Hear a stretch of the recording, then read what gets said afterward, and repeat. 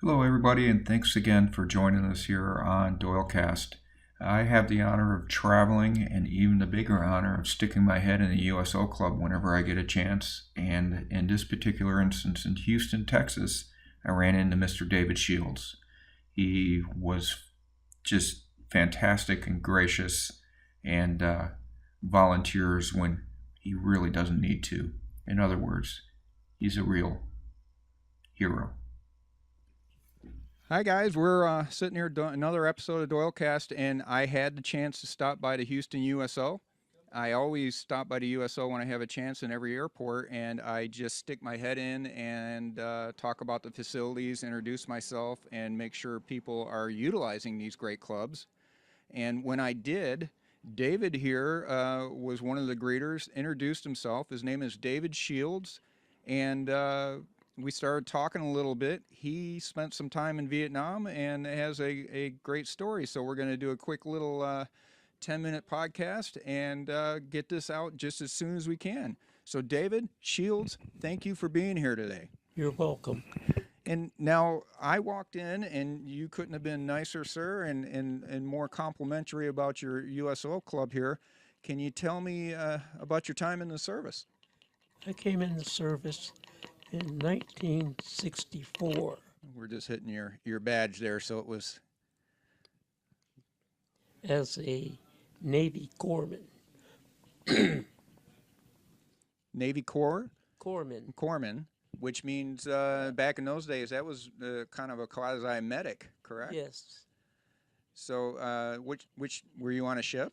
No, I went straight from Navy Corps School to Vietnam. After going to Vietnam, I was sent to Da Nang as a field medical technician. Gotcha. Hey, David, I think it'll be easier. You want me to hold the mic? Yeah, it All might right. be. Yeah, we'll turn that one off. And so we had asked where you were stationed.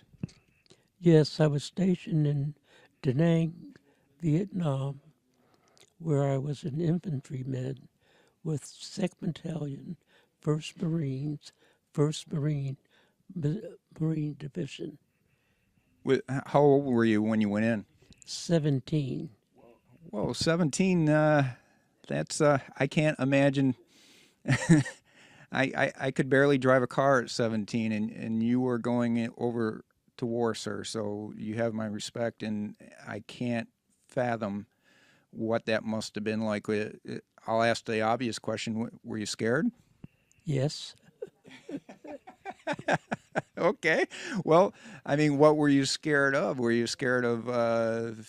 Were there horror stories, and did those stories come true when you were there, or how did it compare to what you expected to what was reality? the obvious. Getting shot at. And that was the first thing that scared me.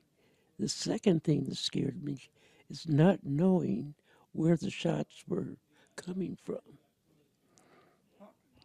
So you were not on a ship, like you said. Where was your station where you were, so we can understand the geography maybe a little bit? Well, I was out in the field as a infantryman, like I said. We had a rear area, which was called a BAS, which is where we were when we weren't out in the field. From there, we went to different areas in Vietnam where we would set up different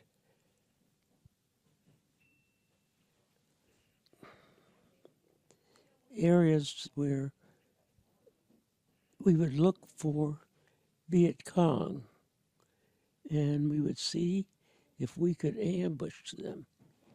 In doing the ambushes, we always got fire from different areas, but the unexpected problem was we could not see where the areas were coming from. So we had to just look and hopefully get some Viet Cong as we were shooting, which caused problems too, because we never knew when we would see these areas of fire that were, which they were coming from. So, David, let me ask you this. When I came in, you mentioned, and if you want me to edit this out, I certainly will, that you suffer from Parkinson's. And do you feel maybe some of this was from your time in the service, or is it hereditary, or how do you feel about that, I guess is my question. It is definitely coming from part of the area that I was in, that and Agent Orange, which causes me to have diabetes. You said earlier, you told me you were 72 years old. Is that right? Yes, sir, I am. And a Vietnam veteran, obviously. Your time there, diabetes, Parkinson's. We talked a little bit, and that's why it shakes. But why do you donate your time to USO? What do you like about helping out here? Well, it's a good cause, and it's one of the ways you give back to the men who have not come forward yet, and those who have. They have a way of letting you know that they are thankful, that they have somewhere to go and somewhere that you can see that they enjoy coming here. And just from my little time in the USOs, I see that it's a quiet place away from the chaos. It's they've got computer terminals set up everywhere. They've got quiet lazy boys in the back for both the family and toys for the children. So I'm learning very quickly that, especially guys that were in a little bit more of the mix, if you will, really appreciate the quiet away from the crowd. You think that's the case? Yes, very well. A lot of the people that come down here, the first thing that they will mention that it is very nice, quiet, and they have food and drinks for as much as they like. And if they just want to sit, read, watch television, and or just sit around and talk with the people that come in here. It's a nice, quiet area. Now, I skipped right over it. Where'd you grow up, David? Where were you born? Where'd you grow up before you went over to Vietnam? I grew up in Chicago, Illinois. I enlisted at the age of 17. I asked to go to Vietnam, thinking that that would be a thing for me to do to pay for my country. And that's why I volunteered to go. And within 6 or 7 months from the time I volunteered, I was in Camp Lejeune, North Carolina, where I had training. And from there, I went to Cherry Point, South Carolina, where I boarded an aircraft, and it took me directly to Okinawa. And from Okinawa, I flew to Da Nang, where I went in with my counterparts who picked me up in a Jeep. And from there, I was out in the field by November the 10th, 1966, on my first mission, which was just a short night ambush to see what it was like to walk in the area where I would be working.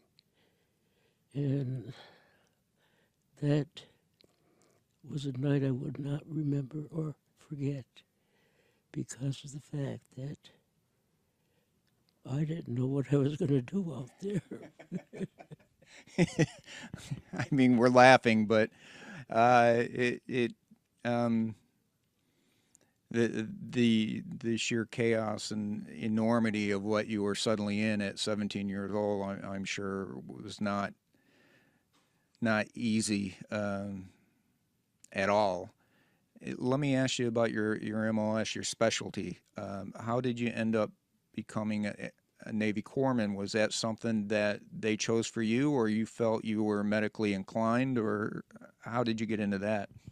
I requested it and got it as soon as I asked for it and went in from there. But all of these things that I was requesting were answered by the Navy and giving me time to think about what I was going to do and go right ahead and do it as I said at my request. Well, thank you for your service, and especially in the medical field, because obviously that is very needed and very dangerous. And you know, while it's very rewarding, it's something else. I do want to say that while I was in Da Nang, I did receive the Bronze Star and a Purple Heart for my duties there.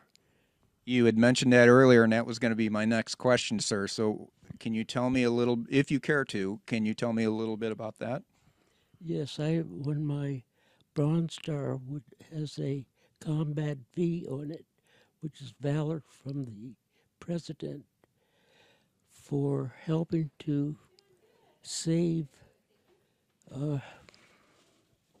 about 6 men and having to leave 5 in an area that we couldn't get to. And as we did finally get to them, they were deceased at that time. And the area was so hot with fire that we couldn't get them out for an entire day. Till it took the rest of a company of men to come down and get us. And that included a doctor who usually never goes to the field. And he, at that time, he had never gone to the areas of operation. They always came to him back in the area so he could work on them. And that is the Bronze Star. Can you tell me a little bit about your Purple Heart? Yes, sir. My Purple Heart was we were on a 5-man recon team, and we happened to go into an area that we were supposed to be having what was called an LE, which was a listening post. And we walked right into a Viet Cong meeting, and they threw a grenade at us and hit me in my back. Wait. Let me, two things there. One, you walked into a Viet Cong meeting, and two, they threw a grenade, and the grenade hit you in your back. Did it bounce off and then explode, or? It exploded as it hit my back. You're kidding me. No. Do you remember anything from that? Yeah, I remember crawling in a rice paddy until the stinging went away. I still have a mark to show where it hit me. And the next day I crawled out of the area, went back to the BAS where the wound had been cleaned, and I was sent back out to the field.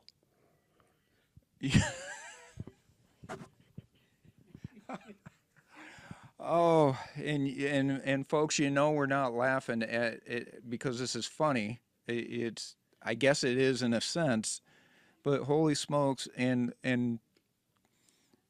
I've sat with a gentleman that's still carrying around 4 pieces of lead, one as big as his, or shrapnel, one as big as his thumb, because he couldn't see a surgeon for 11 days, and the surgeon said, "Well, they haven't killed you yet, so you might as well leave him in there." What you guys went through and continue to go through because of those days, you have my total respect and honor, sir, and I'm glad you've got a great attitude about it, because you do, and it shines through. So thank you. You're welcome.